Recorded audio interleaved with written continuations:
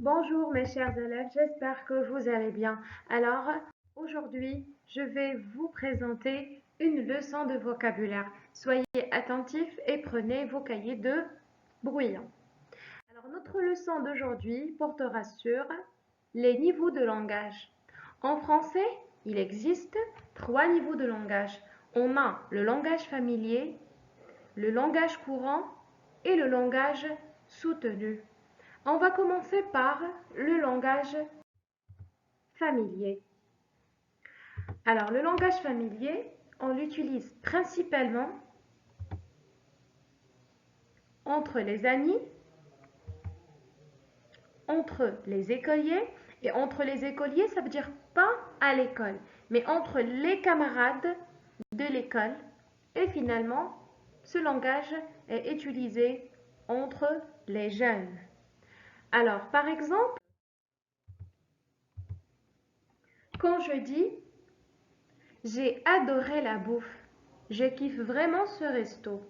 Alors, dans cette phrase, il y a très bien des termes familiers. Et bien sûr, les termes familiers sont en rouge. Regardez le premier terme, on a la bouffe. Et on a aussi je kiffe. Et on a ce resto. Ça veut dire quoi la bouffe? Très bien, donc la bouffe c'est la nourriture. J'ai adoré, au lieu de dire j'ai adoré la nourriture, ils disent j'ai adoré la bouffe. Donc la bouffe, c'est un terme familier. Je kiffe, ça veut dire j'ai aimé vraiment ce resto. Alors, au lieu de dire ce restaurant, ils disent ce resto. Alors voilà, ces 3 mots, ce sont des termes familiers. Deuxième exemple, j'ai pas vu ta bagnole. J'ai pas vu ta bagnole. Regardez le mot ta bagnole. C'est un terme familier.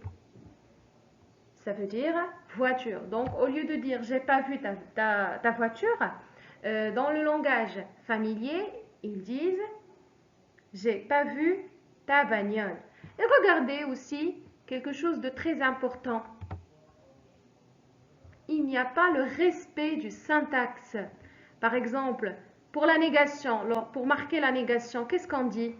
Est-ce qu'on dit j'ai pas? On a 2 mots de la négation, ne et pas. Mais là, il dit j'ai pas.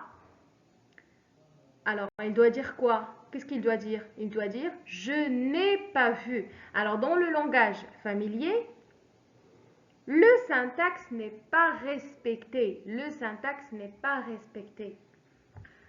Maintenant, on passe directement au langage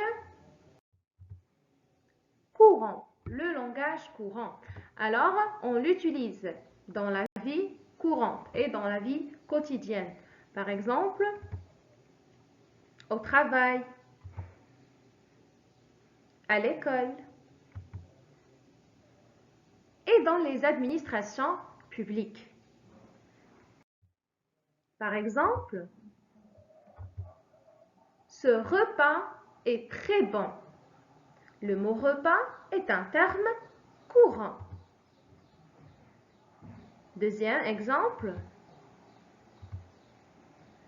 je n'ai pas vu ta voiture. Regardez là, on n'a pas dit je n'ai pas vu ta bagnole. On a remplacé bagnole. Pourquoi? Parce que bagnole, c'est un terme qui est familier. Donc, on a remplacé ce mot par le mot voiture. Très bien. Et regardez, en ce qui concerne le syntaxe, voilà, on a ajouté le premier mot de la négation. Je n'ai pas vu. Alors, dans le langage courant, le syntaxe est respecté. Très bien. Je n'ai pas vu ta voiture.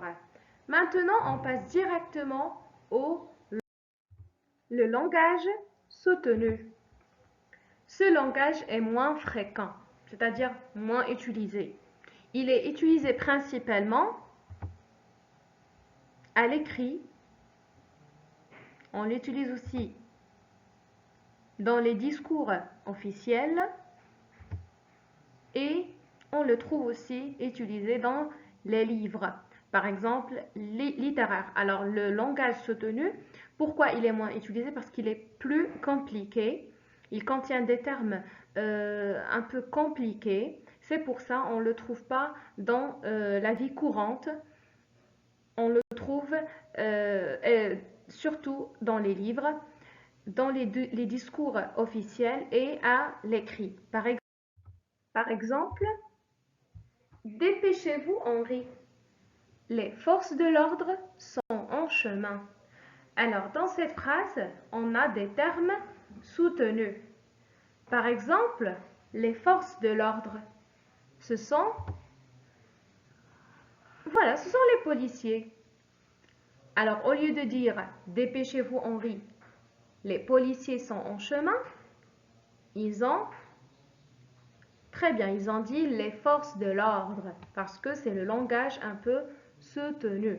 Et regardez, on a aussi l'utilisation de vous. Dans le langage soutenu, on n'entend plus tu, on entend toujours vous. À retenir, donc, ça c'est une récapitulation de tout ce qu'on a vu durant cette séance de vocabulaire. Alors voilà, on a les langages et on a leur utilisation et leurs caractéristiques. On commence par le langage, on vient le registre, on peut dire langage et on peut dire registre. Alors le langage familier, l'utilisation, on l'utilise principalement entre copains, entre écoliers, entre jeunes.